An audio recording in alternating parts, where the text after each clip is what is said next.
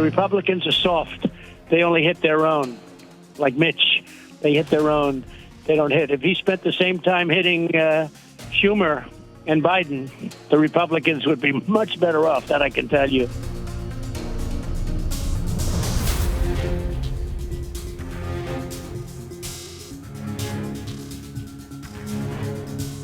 The leader of the free world cannot spend weeks thundering that shadowy forces are stealing our country and then feign surprise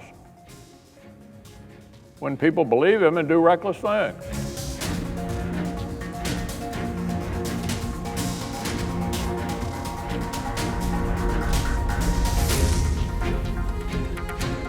We did not send him there to vote his conscience.